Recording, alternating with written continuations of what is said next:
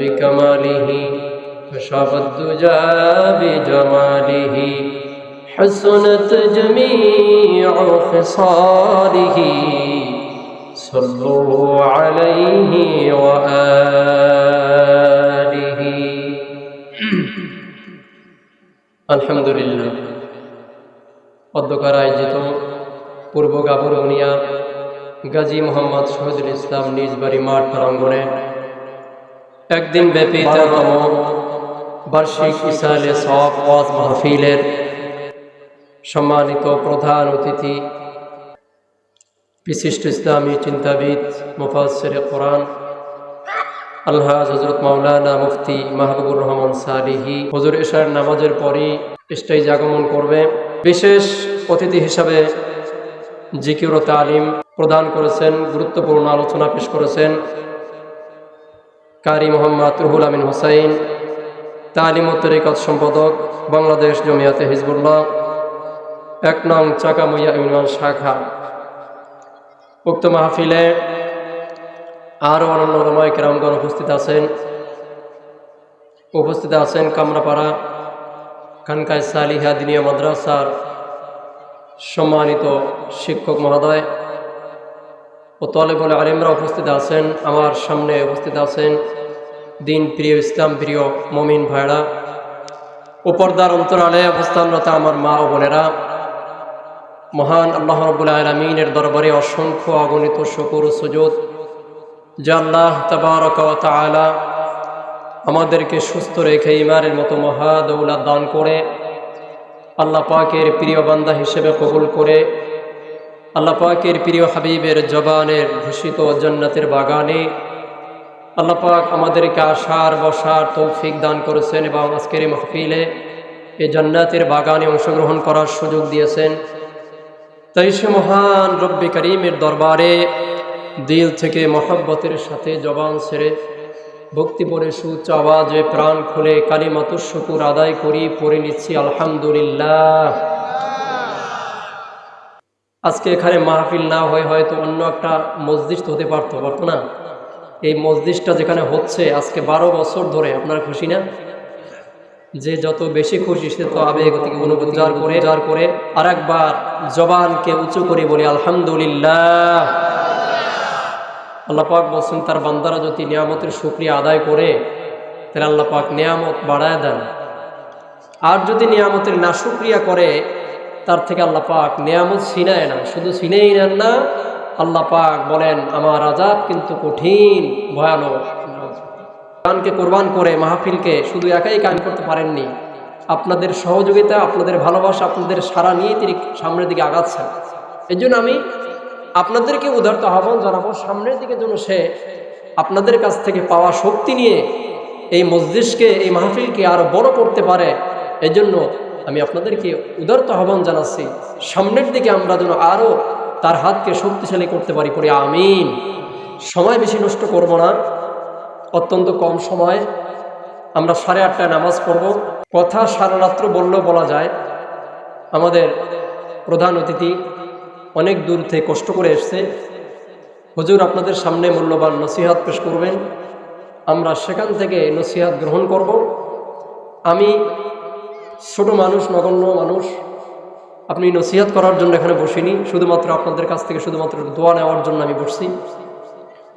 তো বিশেষ করে যতটুকুন কথা বলবো আমরা দিলের কান দিয়া শুনব। আল্লাহ পাক রব্বুল আলামিন বান্দার চেহারার দিকে তাকান না, সুন্দর চেহারার দিকে তাকায় থাকেন না, বান্দার অন্তরের দিকে তাকান।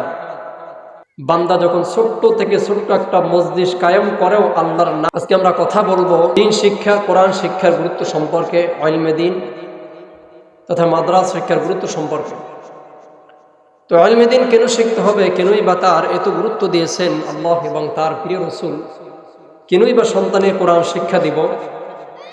কারণ কোরআনের শিক্ষায় শিক্ষিত হলে সন্তান আদর্শবান হয়, মুরব্বীদেরকে সম্মান শ্রদ্ধা করতে শিখে ভদ্রতা তথা বিনয় হয়, পিতামাতার চক্ষু শীতলকারী সন্তান হিসেবে গণ্য হয়। ঠিক কিনা বলেন? বর্তমান সমাজ যেমন সারা পৃথিবীতে অস্থিরতা বিরাজ করছে, সন্তানরা তার বাবা মার অবাধ্য হয়ে যাচ্ছে, পথে ঘাটে মারামারি, কাটাকাটি, খুন, রাহাজারি, অন্যায়, অত্যাচার, জুলুম, নির্যাতন, মিথ্যা মামলা আছে না নাই? এটা অতিরঞ্জিত হয়ে গেছে। এখন ঘরে ঘরে সন্তানরা এখন বা আমার অবাধ্য সন্তান পয়দা হচ্ছে। তার কারণ হচ্ছে সন্তানদেরকে প্রকৃতভাবে কোরআন শিক্ষা দেওয়া হচ্ছে না। ঠিক কিনা বলেন? তো কিনেই বা সন্তানকে কোরআন শিক্ষা দেওয়া আবশ্যক, তার মোটামুটি অনেকগুলো কারণ রয়েছে। রাসূলুল্লাহ সাল্লাল্লাহু আলাইহি সাল্লাম বলছেন, তলাবুল ইলমি ফরিদাতুন আলা কুল্লি মুসলিম। দ্বীনি ইলম শিক্ষা করা প্রত্যেক মুসলমান, চাই সে নারী হোক, চাই সে পুরুষ হোক, সকলের উপরেই ফরজ। ওয়াজিব না, সুন্নাত না, সুন্নতে মুআক্কাদা না, এটা ফরজ, শিখতেই হবে। না শিখলে আপনার জীবদ্দশা মৃত্যুর আগ পর্যন্ত গুনাহগার হতে হবে ফরজ তরকের। ইলম দ্বারা উদ্দেশ্য ইলমের ফরজিয়াত, ইলম দ্বারা উদ্দেশ্য হালাল হারাম, জায়েজ না জায়েজ, বৈধ অবৈধ, পাক না পাক, এতটুকু ইলম শিখতে হবে, জানতে হবে। এতটুকু ইলম না শিখলে সে জান্নাত পাবে না নিশ্চিত। এতটুকু ইলম না শিখলে শরীয়তের বিধান মানা যায় না। এতটুকু বিধান না জানলে আমল করা যায় না। এতটুকু বিধান না জানলে আল্লাহর কাছে প্রিয় হওয়া যাবে না। এজন্য দিন মানতে হওয়ার আগে জানতে হয়। ঠিক কিনা বলেন? আপনি যে দিন ইসলাম মানবেন, আল্লাহর সীমা রাখা সম্পর্কিত আপনার জানা দরকার নাকি? নামাজ, রোজা, হজ, যাকাত, এই সকল বিধানগুলোর মাসআলাগুলো তো জানা, সে অনুযায়ী মানা। আপনি মুসলমানের ঘরে জন্ম নিয়েছেন, বড় গলায় বলেন আমি মুসলমান, কিন্তু মুসলমানিত্বের হেফাজত করার জন্য তো কিছু কাজ দিন আছে কিনা বলেন? আর যতদিন পৃথিবীর জমিনে থাকবে ততদিন পর্যন্ত আল্লাহ পাক পৃথিবীকে ধ্বংস করবে না। সুবহানাল্লাহ। এজন্য মাদ্রাসা শিক্ষার দরকার আছে না নাই? জোরবান আছে না নাই? এই আমাদের কামড়াপাড়ে একটা দিনী মাদ্রাসা রয়েছে, সেখানে আপনার একটা নাতি দেন। হেফখানা রয়েছে, সেখানে আপনার একটা নাতি দেন। আপনি যদি আল্লাহ না করুন দুনিয়া থেকে চলেও যান, একটা গাছ আপনি লাগায় যান, কবরে গেলে এর যা খায় আপনি পাবেন।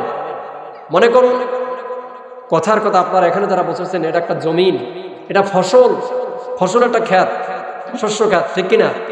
এখন জমিনে ফসল যারা বপন করে জমিনে ফসল ফলায়, কিন্তু এই ফসলটা কিন্তু ভক্ষণ এই জমিনে বসেই খায় না, পানিতে নিয়ে ভোগ করে। আখিরাতে আপনি দুনিয়া থেকে চলে যাবেন, এই দুনিয়াতে বসে আপনি ইবাদত করবেন, পরকালে কবরে যাওয়ার সাথে সাথে আপনি তার ফল পাবেন। যেমন মনে করুন আপনি এখানে বসে ফসল ফলাইতেছেন, এখানে বসেই ভক্ষণ করতেছেন না, বাড়িতে নিয়ে তারপরে আপনি ভক্ষণ করতেছেন। ঠিক তেমন করে আপনি দুনিয়ার জমিনটা হচ্ছে আখিরাতের খ্যাত, আখিরাতের শস্য খ্যাত। আপনি এখানে যেমনভাবে চাষ করবেন, ঠিক তেমনভাবে কবরে তার ফল পাবেন। যারা দুনিয়াতে বসে আল্লাহর হুকুম বিধিবিধান মানবে, তাদের কবরটা জান্নাতের বাগান হবে, রাসূলুল্লাহ বলছে। আর যারা দুনিয়া থেকে আল্লাহর হুকুম মানবে না, নবীর তরিকা চলবে না, দ্বীন ইসলাম কি জিনিস বুঝবে না, কবরে যাওয়ার সাথে সাথে তাদের কবরটা হয়ে যাবে জাহান্নামের গর্ত। জোরে বলি নাউজুবিল্লাহ। যাই হোক, যে কথা বলতেছিলাম, তো সন্তানরা আজকাল কেমন জানি বাবা মার অবাধ্য হয়ে যাচ্ছে। তার কারণ হচ্ছে আমরা কোরআন থেকে দূরে সরে গেছি। আমরা নিজেরাও কোরআন শিখি না, কোরআনের গুরুত্ব বুঝি না, সন্তানদেরকে, নাতি নাতকুরদেরকে কোরআন শিখাতে চাই না। বড় দুঃখ লাগে মাঝে মাঝে। এই কিছুদিন আগে, ডিসেম্বরের আগে, আমি একটা মাদ্রাসার দায়িত্বে আছি। আমার একজন বেশ পরিচিত আমাকে খুব মহব্বত করে। তো একদিন বললাম, ভাই আপনাকে তো আল্লাহ ভালো টাকা পয়সার মালিক বানিয়েছে, আপনার একটা সন্তানকে মাদ্রাসায় দেন, আলেম বানান। কি জবাব দিয়েছে জানেন? আমার বড় কষ্ট লাগে তখন। মানে মহব্বত করে ভালোবেসে একটা কথা বললাম, তখন মানে হুজুর সিরাটার যে আলেম বানাবো, হুজুর এই কি খাইবে? হুজুর কর নাউজুবিল্লাহ, ইমান আছে? জোরবান আছে? আপনারা বলুন তো, আলেম ওলামারা কোনোদিন না খাই রয়েছে? বরং পৃথিবীর যত ভালো খাবারগুলি আছে তারাই খায়, ঠিক না? এটা বাস্তব কথা। বিভিন্ন জায়গায় চলি আল্লাহ চালায়, যেই খাবার আল্লাহ খাওয়ায় সেই খাবার অনেকে চোখেও দেখে না। যাই হোক, সে কথা বলছি না। কিন্তু কোরআন শিখলে যে মানুষ দামি হয়, এটার বাস্তব উদাহরণ হলো আপনার একটা সন্তানকে দিনী মাদ্রাসা দিয়ে দেখেন। মাত্র 15 দিন টাইম আপনি দিবেন, 15 দিন পরে বাড়িতে আসবে। তার আদর্শ, তার চলা, তার ফেরা, তার কালচার সব কিছু পরিবর্তন হয়ে যাবে। আপনি তার আদর্শ দেখে বিমুগ্ধ হয়ে যাবেন। সুবহানাল্লাহ। আপনি দিয়ে দেখেন না ইমানের এত দুর্বলতা কেন? আমরা তো নবীজির উম্মত, আল্লাহর গোলাম, আমরা শ্রেষ্ঠ উম্মত, আদম জাতি শ্রেষ্ঠ জাতি। এজন্য যাই হোক, সমাজের ভিতরে শান্তি নাই, রহমত নাই। কেন নাই? ভাই ভাই মারামারি, কাটাকাটি, খুন রাহাজারি কেন? এটা তার কারণ আমাদের ভিতরে আল্লাহর ভয় নাই। কি নাই? আল্লাহর ভয় নাই। আল্লাহর ভয় আসবে কিতে? কোরআন যদি ভিতরে থাকে, কোরআন যদি আমার ভিতরে থাকে, তাইলে তাকওয়া থাকবে, আল্লাহর ভয় থাকবে। আর আল্লাহর ভয় যদি অন্তরে থাকে, তাহলে সমস্ত পাপ থেকে বেঁচে থাকা যাবে। সুবহানাল্লাহ। এই জন্য আমরা কোরআন থেকে দূরে সরে গেছি, কোরআনের সাথে আমাদের সম্পর্ক নাই। এই জন্য আমাদের ভিতরে অস্থিরতা বিরাজ করতেছে। জন্য বলবো, কোরআনের সাথে সম্পর্ক বাড়ান, আল্লাহ পাক আপনার মর্যাদা বাড়িয়ে দেবেন। নবী করিম সাল্লাল্লাহু আলাইহি ওয়াসাল্লাম বলেন, আল মাহিরু বিল কোরআন মা'আস সাফারাতিল কিরামিল বারারা। যে ব্যক্তি কোরআনের পাণ্ডিত্য অর্জন করবে, কোরআনের ইলম হাসিল করবে, কোরআন থেকে জ্ঞান অন্বেষণ করে পণ্ডিত হবে, ওই ব্যক্তির হাসর হবে সম্মানিত ফেরেশতা জিবরাইল, মিকাইল, ইসরাফিল, মালাকাল মউতের সাথে। সুবহানাল্লাহ পড়বেন না? কিন্তু আজ আমাদের সন্তানগুলি কেমন জানি বিপথে পরিচালিত হচ্ছে। অনেকেই কমপ্লেন দেন, হুজুর আমি তো অত্যন্ত ভালো মানুষ, আমার স্ত্রীও যথেষ্ট পরহেজগার নেককার একজন মহিলা, কিন্তু আমার সন্তান বয়স মাত্র 14 বছর, চুলের কালার দেখলে বোঝা যায় না যেটা মুসলমান না খ্রিস্টান। মনে আছে না? নাই? বলে সামনে এক কালার, পিছনে আরেক কালার, সাইডে এক কাটিং, মাঝখানে এক কাটিং। ছেলে মানুষ, কতগুলি পৈতা পরা হাতের মধ্যে, কানের মধ্যে দুল, লম্বা লম্বা চুল। বলে বহু ঝামেলা করছে, মোটর বাইকের জন্য একটা কিনে দিছি, এখন সব সময় আতঙ্কে থাকতে হয়, কোন সময় জানি সন্তানের একটা বাজে নিউজ শুনতে হয়। ঠিক কিনা বলেন? গত কয়েকদিন আগে ভদ্রলোক আমার বেশ পরিচিত, উনি তো কেঁদেই ফেলেছে। বলে, হুজুর আপনারা সন্তান আর আমারও সন্তান, আমি একটা সন্তান জন্ম দিয়েছি, বড় কষ্ট লাগে। আমি একটা সন্তান জন্ম দিয়েছি, আমার চরম অবাধ্য, বেয়াদব, বেয়ামক, উচ্ছৃঙ্খল ভাবে চলাফেরা করে। হুজুর কাউকে মানতে চায় না, কাউকে ইজ্জত দিতে চায় না। হুজুর আজ বাবা হয়েও সন্তানের সামনে ইজ্জতের ভয় মাথাটা নত করে থাকতে হয়। আমি বললাম, ভাই রে, আপনি যে আপনার সন্তান দ্বারা বিপদগামী হলেন, কারণটা কি? আপনি কি আপনার সন্তানকে কোরআন শিক্ষা দিয়েছেন? তখন লজ্জায় তার মাথাটা নত হয়ে গেছে। এর কারণ সে তার সন্তানকে কোরআন শিক্ষা দেয় নাই। ঠিক কিনা বলেন? মনে রাখবেন মুসলমান, ছোটবেলায় সন্তানকে কোরআন শিক্ষা দিলেন না, কোরআন থেকে তাকে বঞ্চিত করলেন, দিনের বেসিক ইলম তাকে শিখালেন না, আপনি তার উপরে জুলুম করছেন। অপেক্ষা করুন, এই সন্তান একদিন বড় হয়ে আপনার উপরে জুলুম করবে, সেই জিল্লতির শিকার আপনাকে দুনিয়াতেই হতে হবে। ঠিক কিনা বলেন? আজ থেকে 20 বছর আগে এ দেশের মানুষ জানতো না যে বৃদ্ধাশ্রম কাকে বলে, কিন্তু আজ শত শত বৃদ্ধাশ্রম হয়েছে। আমি হলফ করে বলতে পারি যে সকল বৃদ্ধাশ্রমগুলো আপনি পরিদর্শন করে দেখবেন যে একটা বৃদ্ধাশ্রমে কোনো হাফেজে কোরআনের আলেমের বাপমা পাবেন না। কাদের বাপমা পাবেন? যারা তাদের সন্তানকে কোরআন শিক্ষা দেয় নাই। আজ থেকে 20 বছর আগের কথা বলছিলাম, সে সময়টি এমন ছিল যে সকাল হলে পরে পাড়ায় পাড়ায়, মহল্লায় মহল্লায় কোরআন পড়তো পড়াতো, এমনকি ফোরকানিয়া মাদ্রাসায়, মসজিদের বারান্দায় পর্যন্ত ছেলেদেরকে জায়গা দিতে পারতো না। সকাল হলে পরে প্রত্যেকটি পাড়া থেকে, মহল্লাতে, প্রত্যেকটি ঘর থেকে কোরআন তেলাওয়াতের আওয়াজ ভেসে আসতো। প্রত্যেকটি মানুষ তার জাগতিক কাজে নামার আগে প্রথমেই ফজরের বাদে কোরআন তেলাওয়াত করে কাজে নামত। ঠিক কিনা বলেন? আজ সে রীতি এবং নীতি আমরা হারিয়ে ফেলেছি। সে রীতি আমাদের মধ্যে নাই, সে কারণে আমাদের মধ্যে অস্থিরতা বিরাজ করছে। কোরআন থেকে অনেক দূরে চলে গেছে, শুধু একটু না। সেজন্য নবীজি বলেছেন,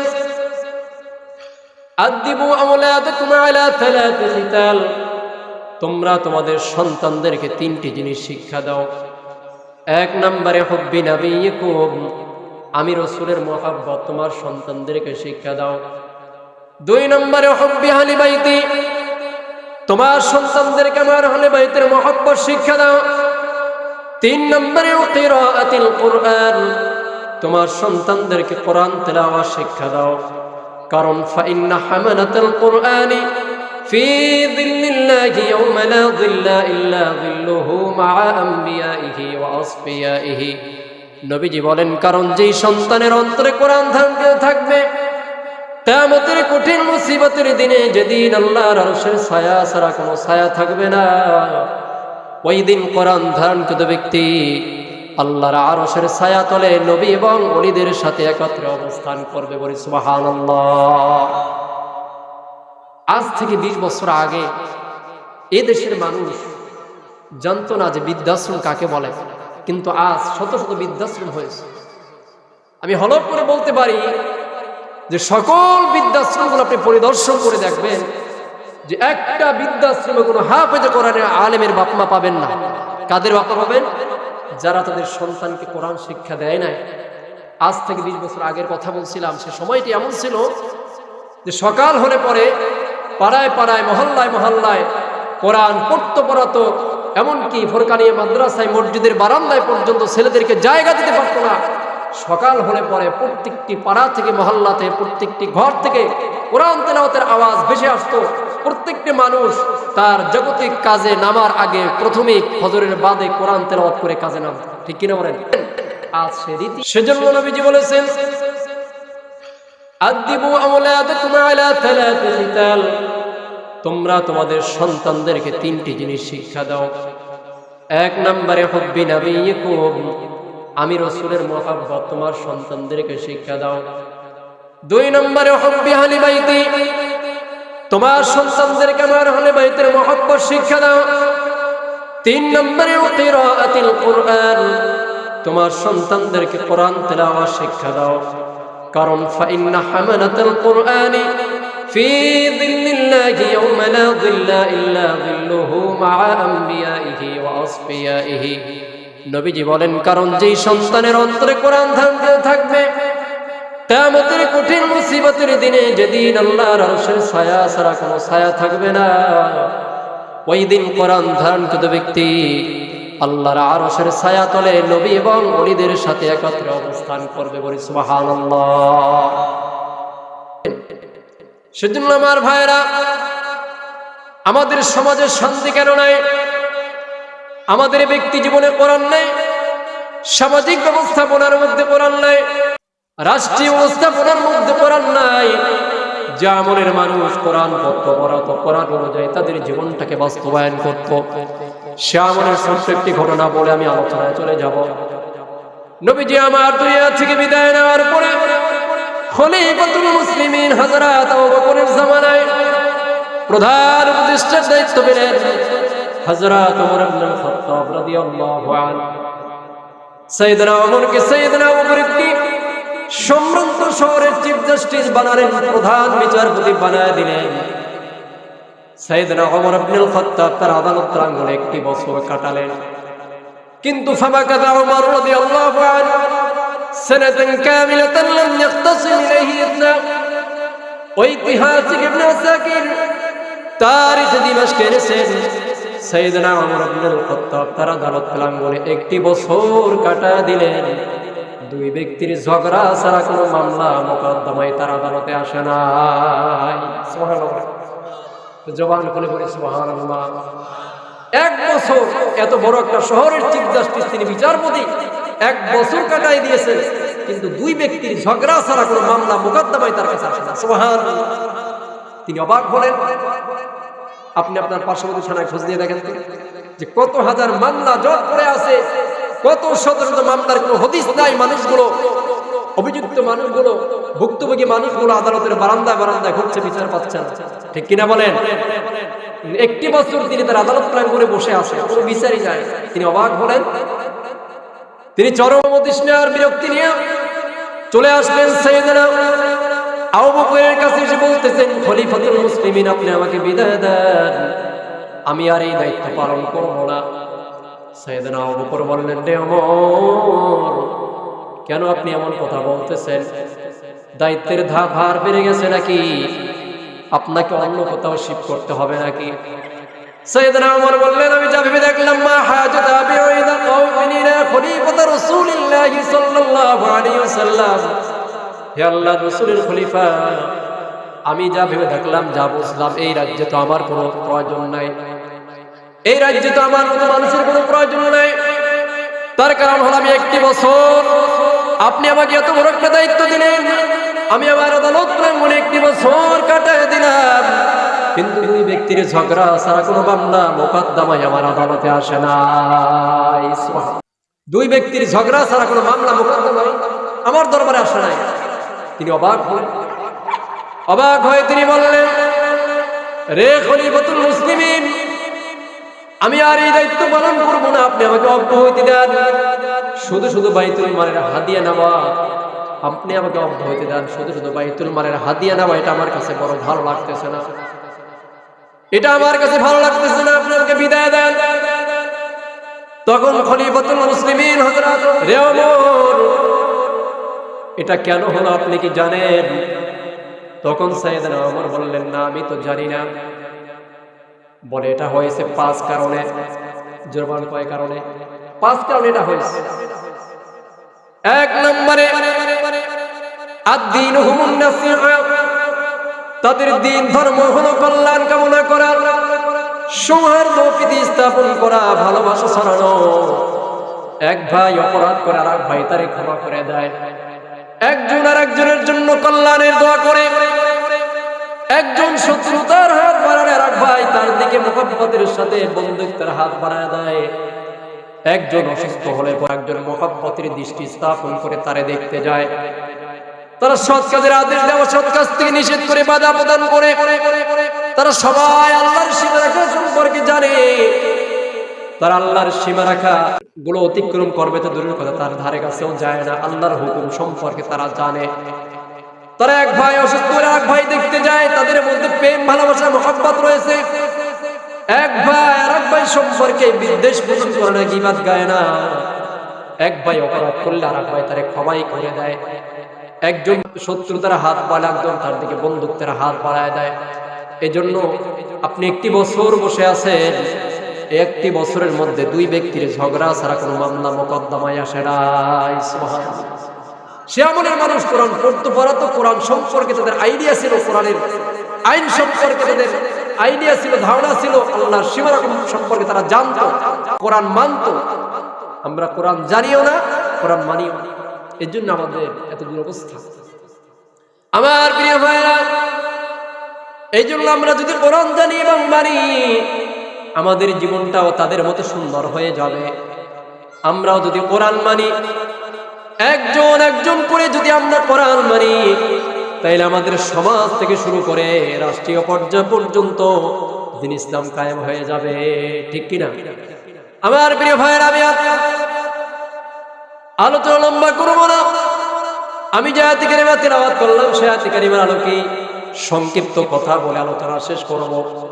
আমি যে আয়াত কারিমা তেলাওয়াত করলাম, আয়াত কারিমার মধ্যে আল্লাহ তাআলা বলেন, ইউতিল হিকমাতা মান ইয়াশা ওয়া মান ইউতাল হিকমাতা ফাকাদ উতিয়া খায়রান কাসীরা ওয়া মা ইয়াযাক্কারু ইল্লা উলুল আলবাব। আল্লাহ তাআলা বলেন, যাকে হিকমত দেওয়া হলো, যাকে জ্ঞান দান করা হলো, যাকে ইলম দান করা হলো, তাকে অসংখ্য অগণিত কল্যাণ এবং বরকত দান করা হলো। সুবহানাল্লাহ।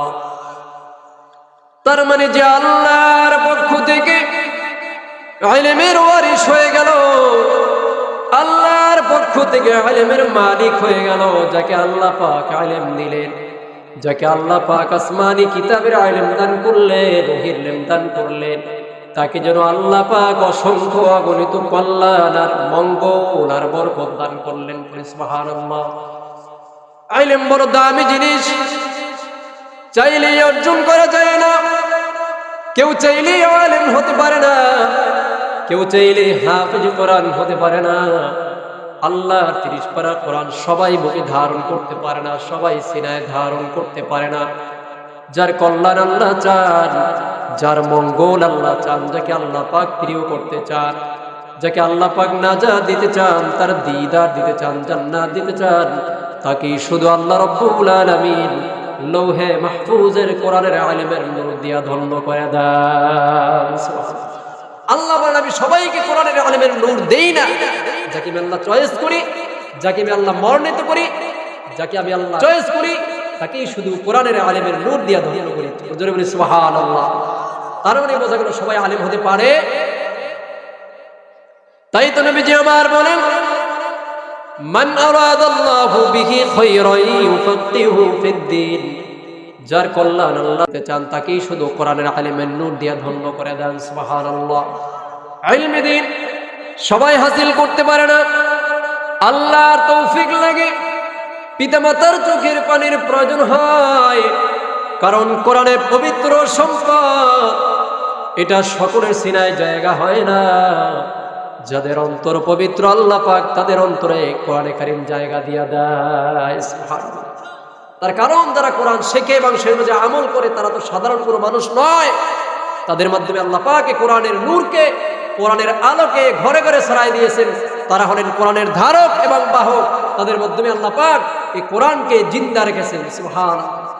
তাই তো কোরআনে কারীমের ভূমিকা আল্লাহ চ্যালেঞ্জ করে বলছেন, বিশ্ববাসী শোনো, এটি এমন একটি কিতাব লা রাইবা ফি, এর ভিতরে কোনো ভুল নাই। ভুল থাকতে পারে এমন কোনো অবকাশ আমার কোরআনুল কারীমের মধ্যে নাই। অতএব এই কোরআনের নূরকে, কোরআনের আলোকে নিবানোর শক্তি পৃথিবীর কারো হাতে নাই। সুবহানাল্লাহ। যুগে যুগে যারাই এই কোরআনের নূরকে, কোরআনের আলোকে নিভানোর পায়ে তারা চালিয়েছে, তারাই নিচ্ছিন্ন হয়ে গেছে। কোরআন আজও পর্যন্ত অক্ষত অবস্থায় আছে, কিয়ামত পর্যন্ত থাকবে। ঠিক কিনা বলেন? কারণ এই কোরআন নাজিল করেছে কে? জোরে বলেন কে? এই কোরআন রাখবেন কে? হেফাজত করবেন কে? আল্লাহ। সেজন্য আল্লাহ পাক আবার চ্যালেঞ্জ করে বলছেন, ইন্না নাহনু নাযালনা যিকরা ওয়া ইন্না লাহু লাহাফিযুন।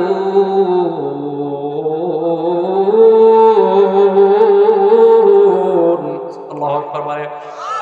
আল্লাহ তাআলা বলেন, নিশ্চয়ই আমি আল্লাহ রাব্বুল আলামিন এই কোরআন নাযিল করেছি, আমি আল্লাহ এই কোরআনের হেফাজত করব আমি আল্লাহ রাব্বুল আলামিন। সুবহানাল্লাহ। কোরআন নাযিল করেছি আমি, হেফাজত করব আমি। অতএব দুনিয়ার কোনো বেঈমান যদি চায় দুনিয়ার সকল কোরআনের কপিগুলোকে তন্ন তন্ন করে খুঁজে বের করে জ্বালায় পড়ায় নিচ্ছিন্ন করে দিবে, অসম্ভব, কখনো পারবে না। কারণ হাজার নয়, লক্ষ নয়, কোটি কোটি হাফেজের সিনে আল্লাহ কোরআন ঢুকায় দিয়েছেন। তোমরা কোরআন জ্বালায় পড়ায় নিচ্ছিন্ন করে দিবে, মুহূর্তে আবার কোরআনকে অক্ষত অবস্থায় তুলে দেওয়ার জন্য ঘরে ঘরে আল্লাহ পাক হাফেজ কোরআন তৈয়ার করে দিয়েছে। ঠিক কিনা? ঘরে ঘরে হাফেজ কোরআন রয়েছে। তোমরা কোরআন জ্বালায় পড়ায় নিচ্ছিন্ন করে দাও, কোনো সমস্যা নাই, তাতে আমার কোরআন বিদায় হয়ে যাবে না, কোরআনের নূর দূর হয়ে যাবে না, নিভে যাবে না।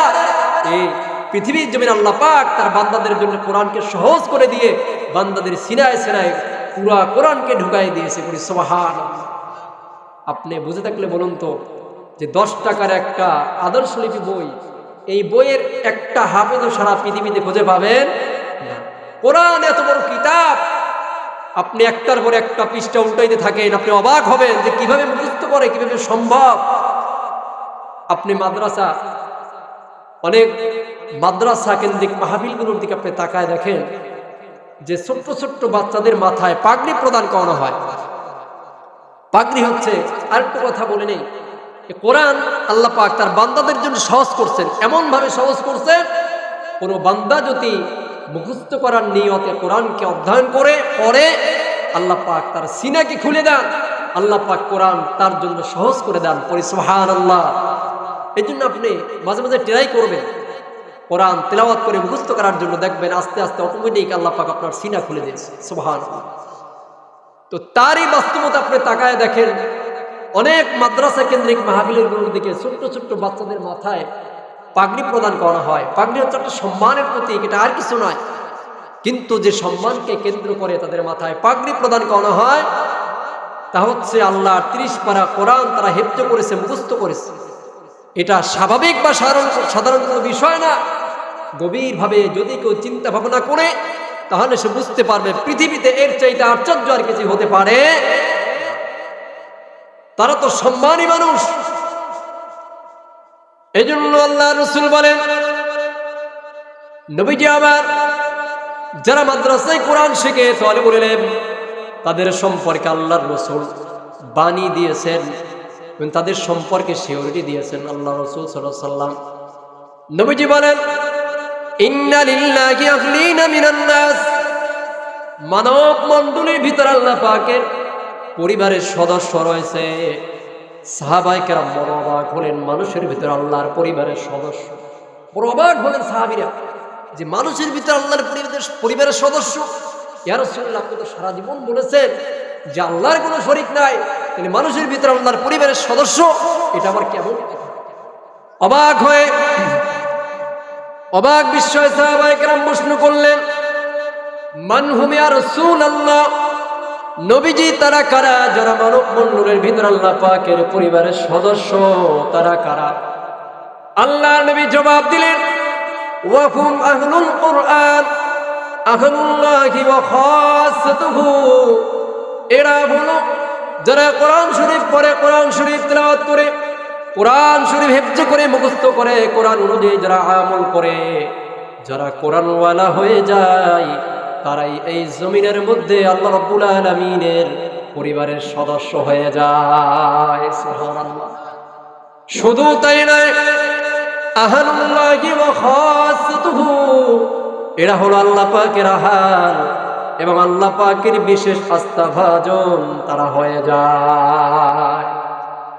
ভিন্ন হাদিস রেখে আল্লাহ রাসূল বলেন, আল কুরআনু গিনান লা ফাকরা বাদাহু, কোরআন হচ্ছে সেই ধন ও সম্পদের নাম, লা ফাকরা বাদাহু, যা অর্জিত হওয়ার পরে দারিদ্রতা বলতে আর কিছুই থাকে না।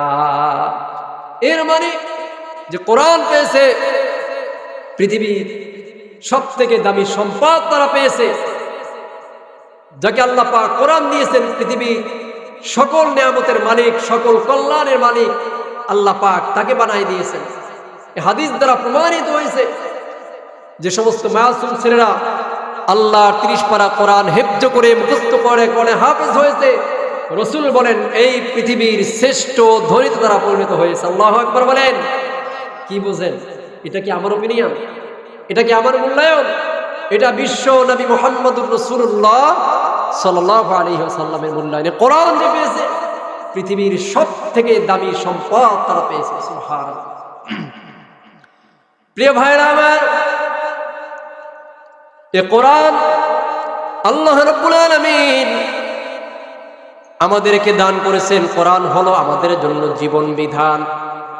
কোরআন অনুযায়ী যদি আমাদের জীবনটাকে বাস্তবায়ন করতে পারি, আমরা সোনার মানুষে পরিণত হয়ে যাব। আমরা মানুষ নামের অমানুষ থাকব না। কোরআন যার ভিতরে থাকে তার আদর্শ সুন্দর হয়, তার চলাফেরা সুন্দর হয়ে যায়, সে একজন আখলাকওয়ালা মানুষ হয়ে যায়। আখলাকওয়ালা মানুষ যখন একজন হয়ে যায়, তখন সে আল্লাহর জমিনে সর্বশ্রেষ্ঠ মানুষে পরিণত হয়ে যায়। সুবহানাল্লাহ। এই জন্য নিজেকে গড়তে হলে এখনো সময় আছে, শেখার কোনো বয়স নাই।